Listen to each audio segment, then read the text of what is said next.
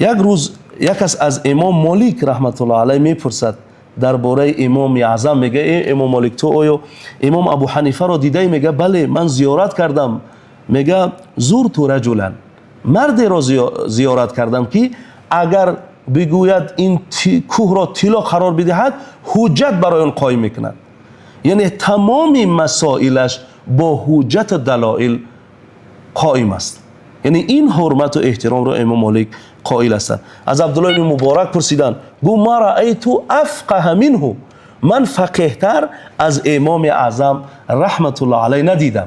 وقتی که مردم در زمان خود شروع کردن به اینکه چیزهای ناجای درباره امام اعظم بگویند، یحیی ابن سعید القطان میگوید که لا نکذب الله ما رأینا رأیا احسن من ابی حنیفه. ما میگن نباید دروغ بگوییم، یعنی به خدا نباید دروغ بگوییم. میگه ما فکر و رأی زیباتر و درستتر صحیحتر از رأی امام اعظم ندیده ایم، از ابو حنیفه ندیده ایم.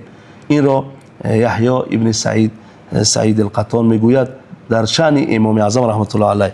و بسیاری از بزرگان، حتی سفیان ثوری میگوید که افقه اهل الارض، فقیه ترین شخصی که در اهل زمین هست در زمان خودش امام اعظم رحمت الله علیه اون شخصیت است. یعنی سفیان ثوری درباره امام اعظم رحمت الله علیه این رو میگوید که این فقیه ترین شخص در روی زمین هست. بنابراین حسودان هم در زمان امام اعظم بودن، چون که مردم وقتی میبیند که یک انسان را انسانها قبول میکنن، تعریف میکنن، حسودان گرد و برای اون بسیار جمع میشن. حالا اون کجا برسد که تمام علمای در زمان امام اعظم بودن، اونها همه عباره های زیبای در شأن امام اعظم و علمیت اون بیان کردن. حتی اگر تاریخ ها رو ببینیم، مثلا سیر الاعلام نبلا امام ذهبی و دیگر، اونها میگویند که اورع رجل، یعنی با تقوا ترین مرد بودن امام اعظم رحمت الله علیه. حتی شما میدونید که در آخر عمر وقتی که اون 150 هجری قبل تر وقتی اون را فریاد کردن برای والی کوفه ابو حبیره، وقتی فریادش میکند که تو زمام قضاوت را بگیر، یعنی قاضی بشو، اون قبول نمیکند. 20 روز این را زندان میکند، هر روز 10 درعی این را میزند.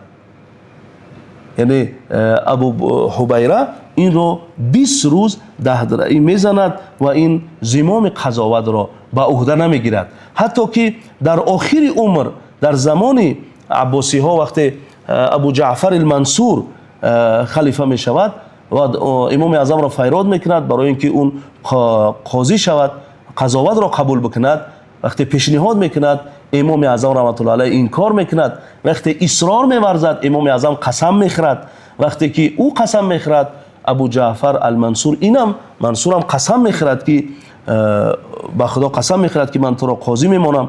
در اینجا یعنی قسم ها بین امام اعظم و این منصور دوام میکند، حتی این را زندانی میکند و در اونجا در نتیجه شکنجه‌ای که در اونجا به امام میشود که اون زمام قضاوت را به دست بگیرد، در اونجا از دنیا میگذرد رحمت الله علیه. از تمام کل امت و خصوصا از ملت ما که ما پیروی اون مذهب اون رو میکنیم، دیدگاه فقه اون رو استفاده میکنیم، عقیده امام اعظم رو ما داریم و استفاده فقه و اصول استنباط شده امام رو میکنیم. خداوند اون رو رحمت و مغفرت و شایسته جنت بکند.